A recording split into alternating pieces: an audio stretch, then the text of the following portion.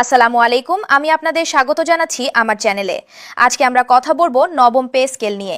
2026 সালের বাজেটে ঠিক কি ঘোষণা হলো, গেজেট কবে আসছে, আর 3 ধাপে বাস্তবায়নের মানে আসলে কি, সবকিছু আজকে খুলে বলবো। প্রথমে একটু পেছনের কথা বলি। 2015 সালে অষ্টম পে স্কেল চালু হয়েছিল। তারপর থেকে দেশে উচ্চ মূল্যস্ফীতি ও জীবনযাত্রার ব্যয় বৃদ্ধির কারণে সরকারি কর্মীদের বেতন ভাতা যৌক্তিকভাবে সমন্বয়ের প্রয়োজনীয়তা দেখা দেয়। সরকারি কর্মচারীরা বছরের পর বছর দাবি জানিয়ে আসছিলেন নতুন পে স্কেলের জন্য। এবার সেই অপেক্ষার প্রায় শেষ। এখন আসুন জানি বেতন কমিশন কি সুপারিশ করেছিল।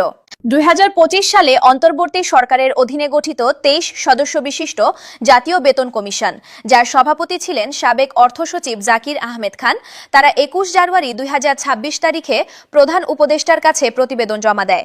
কমিশন সরকারি কর্মচারীদের বেতন ও ভাতা 100 থেকে 142% পর্যন্ত বৃদ্ধির সুপারিশ করে। কিন্তু এখানেই আসল প্রশ্ন, এই পুরো সুপারিশ কি একবারেই বাস্তবায়ন হবে? না। এবং এটা কেন সম্ভব না সেটা এখন বুঝিয়ে বলছি।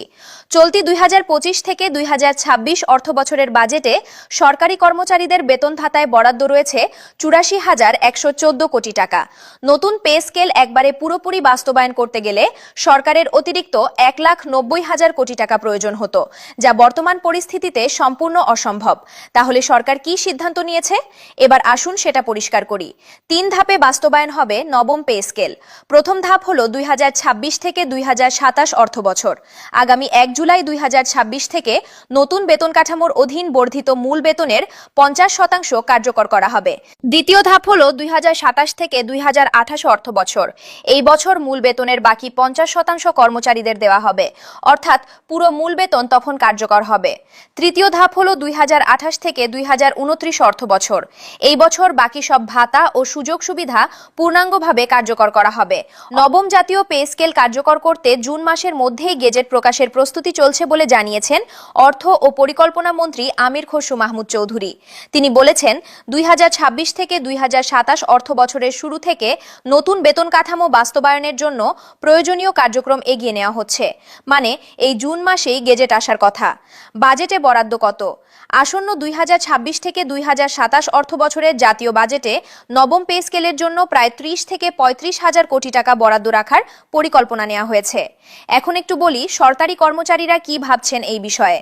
3 ধাপে বাস্তবায়নের পরিকল্পনার তথ্য সামনে আসায় সরকারি কর্মচারীদের মধ্যে মিশ্র প্রতিক্রিয়া দেখা দিয়েছে। অনেকে চাইছেন প্রথম ধাপেই শতভাগ মূল বেতন দেওয়া হোক। এ বিষয়ে অর্থ মন্ত্রণালয়ের একজন দায়িত্বশীল কর্মকর্তা বলেন, একবারে সব সুবিধা চালু করলে সরকারের ওপর বড় ধরনের আর্থিক চাপ তৈরি হতে পারে। আগামী 1 জুলাই 2026 থেকে নবম পে স্কেলের প্রথম ধাপ শুরু হচ্ছে। নতুন মূল বেতনের 50% মিলবে প্রথম বছর, বাকিটা আসবে পরের 2 বছরে। গেজেট এই জুন মাসেই প্রকাশ হওয়ার কথা রয়েছে। আর 2026 থেকে 2027 সালের বাজেটে এই খাতে বরাদ্দ থাকছে 30 থেকে 35,000 কোটি টাকা। যদি এই ভিডিওটা আপনার কাজে লেগে থাকে তাহলে এখনই লাইক করুন এবং চ্যানেলটা সাবস্ক্রাইব করুন, কারণ গেজেট প্রকাশ হওয়া মাত্র আমি আপনাদের সামনে গ্রেড অনুযায়ী বেতনের পূর্ণাঙ্গ বিবরণ নিয়ে হাজির হব। কমেন্টে জানান আপনি কোন গ্রেডে চাকরি করেন। দেখা হবে পরের ভিডিওতে ইনশাআল্লাহ।